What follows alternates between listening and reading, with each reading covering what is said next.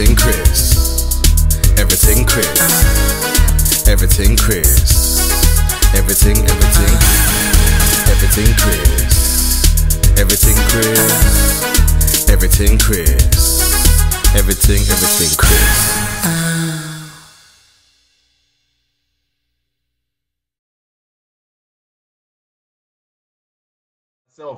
While we're here.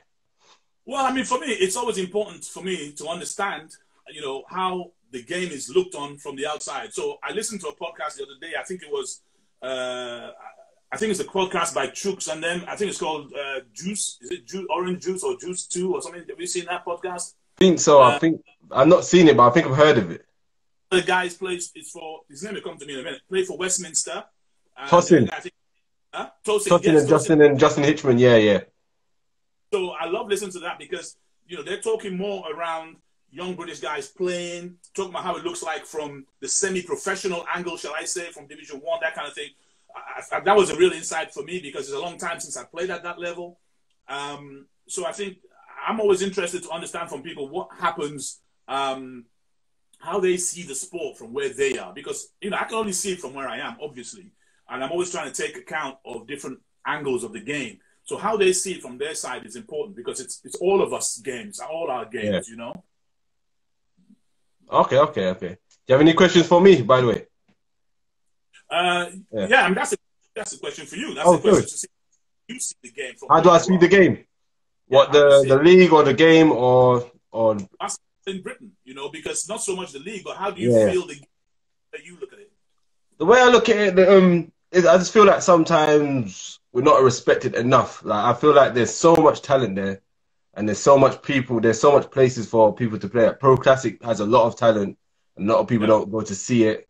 There's been other events as well with a lot of players that are coming up. And I spoke to some kids. I had some kids on my talks last week, under 18s. They play under 18s, and I asked them about British basketball. And they said they don't watch it because they don't know enough about it. They don't know what's going on. They don't see enough to want to engage and take time to watch British basketball. So I think it's one of those ones. It's not respected enough. It's not seen enough. And I do believe we have the talent here. We have a lot of great players here. So it's just about. That makes me think two things. It makes me think, in terms of if they don't see it. I mean, in this day and age of the phone and you can get stuff on. I don't understand why we're not getting that out to the guys for them to see it.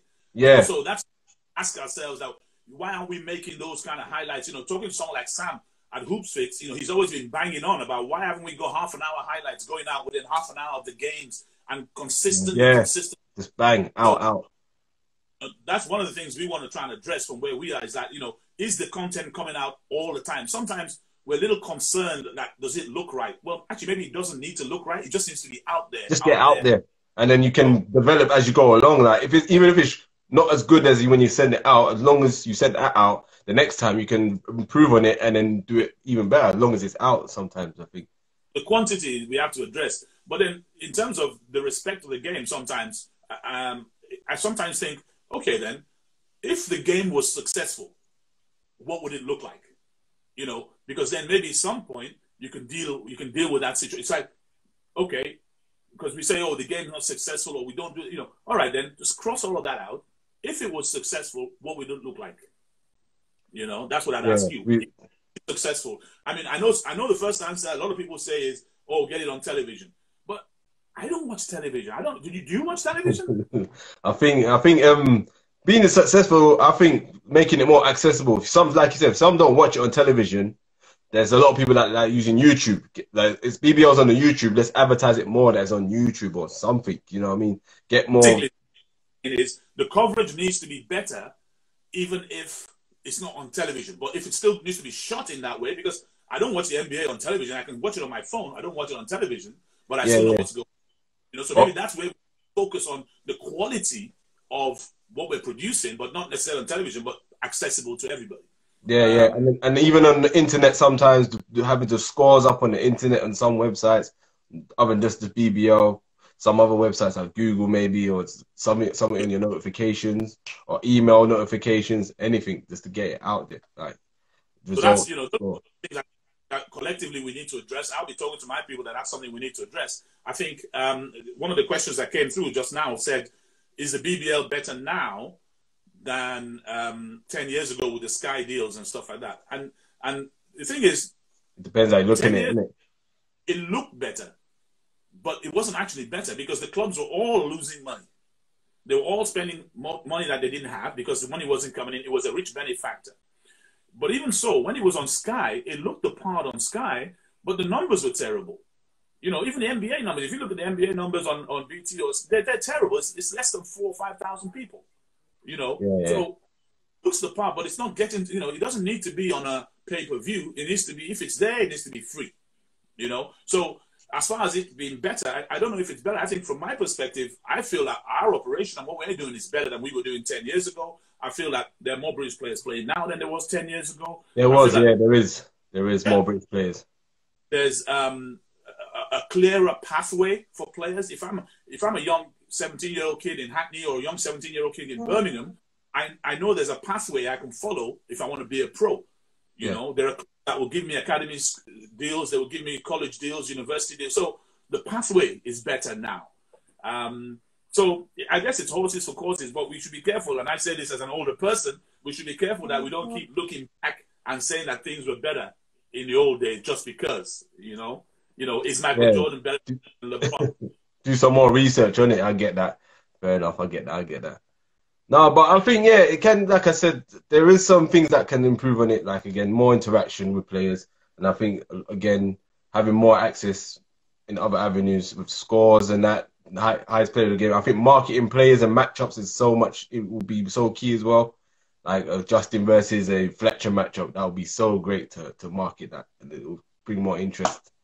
Yeah, I think we need to do more of that. You're right. I mean, I know, when we were preparing our programs and stuff, I think it's always important to recognize the players that are coming in, we're playing against the London Royals and, NBA is coming in, we need to make a big deal about the fact that that's the situation.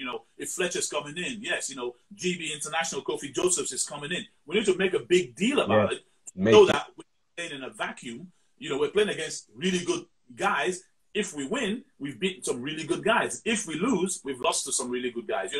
Those are the kind of things we should do more of in terms of bigging up the opposition, Making them feel special. That's what I say. Make everyone feel special. The players, coaches, the fans. That's it. Definitely. One question here that all teams should be named after and aligned to football clubs. I don't necessarily agree with that, by the way, because do we align to Tottenham? Do we align to Arsenal? What do we do? Chelsea? I reckon we do our own thing. What we're doing all right now is developing, so Yeah. So it's developing and that. So yeah, I think we're doing all right. Just getting our own. I think the next big step for teams now to start doing what Newcastle and Leicester did and get their own stadiums eventually. So that's the next step. Because don't forget, you'll make as much money on concessions as you will do on tickets if the venue is yours. So that. All right. It's the live's logging us out in 20 seconds. So Vince, it's been a great one, man. Thanks for coming on. Thoroughly enjoyed that. Really good. We should do it again soon. And definitely. Hopefully, people out there will keep an eye on the London Lions. All right, man. We'll stay in touch. Definitely. Everyone, peace out. Everything Chris. Everything Chris. Everything Chris. Everything Chris.